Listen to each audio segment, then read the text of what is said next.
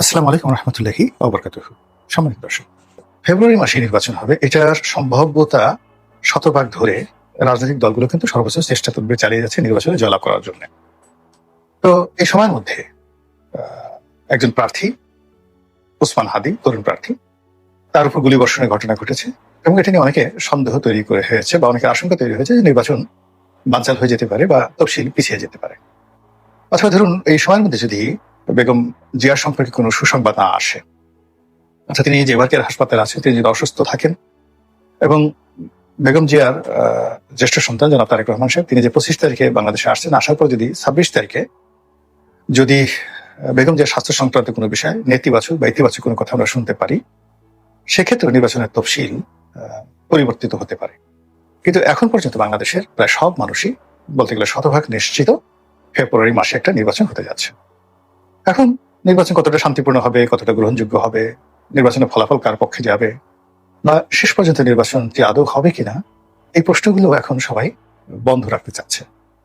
এর কারণ হলো আমরা যে যার অবস্থানে একটা দুর্বিষহ সময় পার করছি। আমরা সবাই বুঝতে পেরেছি যে দেশ চালানো আসলে এনজিও যারা ব্যক্তিত্ব বা নায়ক নায়িকা, গায়ক গায়িকা কিংবা অরাজনৈতিক যারা ব্যক্তিত্ব রয়েছেন তাদের পক্ষে সম্ভব নয়। এটি হয়তো 3 মাসের জন্য সম্ভব। একটা কথা বলা হয়ে থাকে, যেমন সিরাজউদ্দৌলা, তো রঙ্গমঞ্চে সিরাজউদ্দৌলা সাজার জন্য আনোয়ার হোসেন ওকে, কোয়াইট ওকে, বা প্রবীণ মিত্র অভিনয় করেছেন বাংলা বিহার উড়িষ্যার নবাব, এটা ঠিক আছে ঘন্টা 3 জন্য। কিন্তু পলাশীর ময়দানে যদি যুদ্ধ করতে হয় বা মুর্শিদাবাদের সিংহাসনে যদি বসতে হয়, তাহলে একজন সত্যিকার অর্থে সিরাজউদ্দৌলাকে লাগবে। ওখানে অভিনয়ের কোনো নায়ক দিয়ে আনোয়ার হোসেনকে দিয়ে হবে না। তো রাজনীতি আসলে যুদ্ধের মতো একটা ঘটনা। এখানে সিজেন্ট যারা উত্থান পতনের মধ্য দিয়ে রাজনীতিতে টিকে আছেন, সিজেন্ট বলা হয় যেটাকে, সংকুচিত হন না, প্রসারিত হয় না, যারা একটা শেপ নিয়েছেন। যেমন কাঠ সিজন করা হয় না, সিজনিং করা হয় যাতে করে কাঠটি বর্ষাকালে ফুলে না যায় আর শীতকালে কুচকে না যায়। তো এইরকম রাজনীতি করতে করতে যারা ভয়কে জয় করেছেন, জনগণের সঙ্গে বিভিন্ন বিরূপ পরিস্থিতিতে রাজনীতি করতে করতে গিয়ে তারা একটা দক্ষতা অভিজ্ঞতা অর্জন করেছেন, কোন একটি রাষ্ট্রের রাষ্ট্র ক্ষমতা দীর্ঘমেয়াদে পরিচালনা করার ক্ষমতা সেই রাজনীতিবিদদেরই আছে। কিন্তু খুব পাওয়ারফুল সেনাপতি, জীবনে যারা কখনো যুদ্ধে পরাজিত হয়নি। তো এই সকল মানুষ রাষ্ট্র ক্ষমতা নিয়েছেন অনেকে, কিন্তু 15 দিন বেশি টিকতে পারেননি। যেমন আলাউদ্দিন খিলজি, সম্রাট আলাউদ্দিন খিলজির যে সেনাপতি মালিক কাফুর, ইন্ডিয়ান হিস্ট্রিতে তাকে বলা হয় সবচেয়ে অজেয় সেনাপতি। তিনি কখনোই পরাজিত হননি আর তাকে কেউ পরাজিত করতে পারেনি। কিন্তু এই মানুষটি যখন আলাউদ্দিন খিলজির সিংহাসনে বসলেন, তিনি কিন্তু টিকতে পারেননি।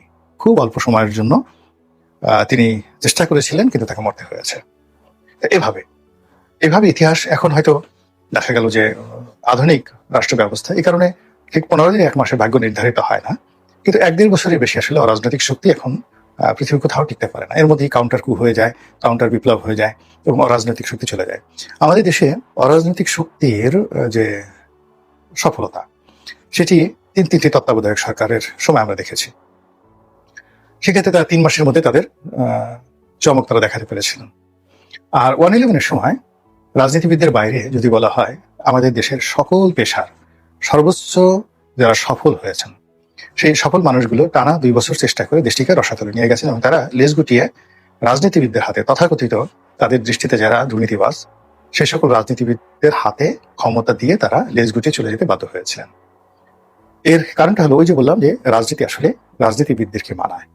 তো এখন এই যারা সরকার চালাচ্ছেন, তারা নানাভাবে রাজনীতিকে অপদস্থ করার চেষ্টা করেছেন এবং সেটা খুব সূক্ষ্ম কৌশলে। প্রথমত তারা রাজনীতির যে এনিমি অংশটি, একটা অংশকে এনিমি বানানোর চেষ্টা করেছেন। এই গত 14 মাসে যে কাজগুলো করেছেন, সেটি হলো বাংলাদেশের যারা আওয়ামী লীগের পক্ষে আছেন, আওয়ামী লীগের সহযোগী ছিলেন এবং যারা আওয়ামী লীগ করেন, তাদেরকে একটি পক্ষে ফেলে তাদেরকে গণশত্রু হিসাবে চিহ্নিত করার চেষ্টা করা হয়েছে। দ্বিতীয়ত, বাকি যারা আছেন তাদের সবাইকে বন্ধু বানানোর চেষ্টা করা হয়েছে। কিছুদিন পরে যখন দেখা গেল যে আওয়ামী লীগ আসলে নির্বাসনে চলে গেছে, তারা মনে করেছে ক্ষমতাধর যারা লোকজন, অনেকে জেলে গেছেন, অনেকে দেশ ছেড়ে পালিয়েছেন, অনেকে মাথা গুজিয়ে আছেন, অনেকে মাথা নিচু করে আছেন, অনেকে ইঁদুরের গর্তে ঢুকেছেন, কাজে আওয়ামী লীগ নিয়ে এখন তাদের কোনো শঙ্কা নেই। তখন তারা যে কাজটি করলো, যে বাকি আওয়ামী লীগের বিরুদ্ধে যে সকল রাজনৈতিক শক্তি রয়েছে তাদের মধ্যে ডিভাইড এন্ড পলিসি, তাদের একে অপরের সঙ্গে সেই দেখা গেল যে ঝামেলা বাঁধিয়ে দেওয়া, বিভেদ বিসংবাদ তৈরি হওয়া বা তৈরি করা, এই জিনিসগুলো এখন বলতে গেলে ওপেন সিক্রেট হয়ে গেছে। তো এত কিছু করার পরেও দেখা যাচ্ছে যে সরকার স্বস্তি পাচ্ছে না।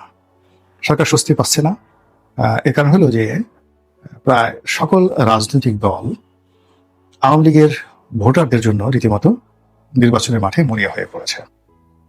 বিএনপি, এনসিপি, জামাত, যারাই নির্বাচনের মাঠে যে যেখানে ভালো অবস্থানে আছে, তারা তাদের প্রতিপক্ষকে দমন করার জন্য আওয়ামী লীগ তোষণ নীতি শুরু করেছে। তারা বাড়ি বাড়ি গিয়ে আওয়ামী লীগ নেতাদের বিরুদ্ধে যে সকল মামলা হয়েছে সেগুলো তুলে নেওয়ার আশ্বাস দিচ্ছেন। আওয়ামী ভোটারদেরকে ভোট কেন্দ্রে যাওয়ার জন্য অনুনয় বিনয় করছেন। ভবিষ্যতে তাদেরকে পদ পদবি দেওয়া হবে, নিরাপত্তা দেওয়া হবে, এই ধরনের নানা রকম আশ্বাস দেওয়া হচ্ছে। তো ফলে কি হলো যে ঘুরে ফিরে সকল দলের মুখেই বারবার আওয়ামী লীগের নামটি চলে আসছে। এগুলো একটা। দ্বিতীয় যে ভয়, শেখ হাসিনা যে কোনো সময় ফিরে আসতে পারেন, টুস করে ঢুকতে পারেন, নির্বাচন বানচাল করতে পারেন। শেখ হাসিনার হাতে অনেক টাকা, অনেক ক্ষমতা। তিনি বাংলাদেশে যে কোনো অনার সৃষ্টি তৈরি করে যে কোনো পরিস্থিতিতে সরকারকে বেকায়দায় ফেলে দিতে পারেন। এই আতঙ্কের মধ্যেও বারবার শুধু আওয়ামী লীগ আর শেখ হাসিনার নামটি আওয়ামী বিরোধী যে শক্তি সমূহ রয়েছে তারা বারবার উচ্চারণ করছেন।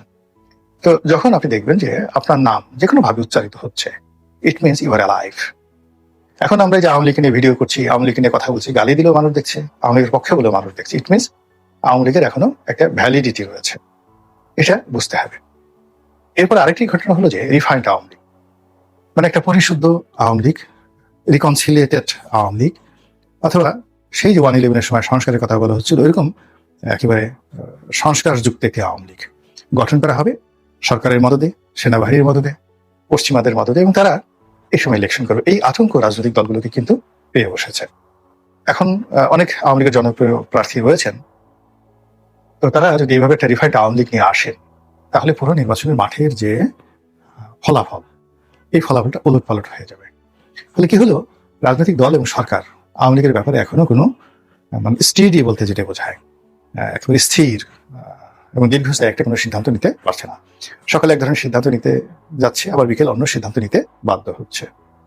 এর বাইরে সবচেয়ে ভয়ঙ্কর যে জিনিসগুলো হচ্ছে সেটা হলো সরকারের পক্ষ থেকে যেটি বলা হচ্ছে, যে সকল আওয়ামী লীগ নেতা রয়েছেন যারা জনপ্রিয়, যাদের মধ্যে মামলা নেই, যাদের বিরুদ্ধে মামলা নেই, মোকদ্দমা নেই, অভাব নেই, অভিযোগ নেই, এ সকল ক্লিন ইমেজের লোক যদি নির্বাচন করতে চায় তাহলে সরকারের আপত্তি নেই। এটাও কিন্তু একটা ভয়ঙ্কর মেসেজ আওয়ামী লীগ বিরোধী শক্তির জন্য। আর অন্যদিকে যদি সেটা নাও হয় তাহলে আওয়ামী লীগের ভোটাররা যে পক্ষে যাবে সে পক্ষের পাল্লা ভারী হবে। যেমন আওয়ামী লীগের ভোটাররা যদি বিএনপির উপর বিরাগ হয়, বিএনপিকে একটা উচিত শিক্ষা দিতে চায় এবং জামাতকে ভোট দেয়, তাহলে জামাত সরকার গঠন করবে। আবার অন্যদিকে যদি আওয়ামী লীগের প্রার্থীরা না থাকে, ভোটাররা যদি ভোট কেন্দ্রে না যায়, তাহলে ভোট জমে উঠবে না। এবং সেক্ষেত্রে যদি ভোটার উপস্থিতি নেহায়েত কম হয় তাহলে আন্তর্জাতিক অঙ্গনে এই ভোটের যে গ্রহণযোগ্যতা, সেই গ্রহণযোগ্যতা অতীতের মতোই হবে, অর্থাৎ 2014, 2018 এবং 2024-এর মতো হবে।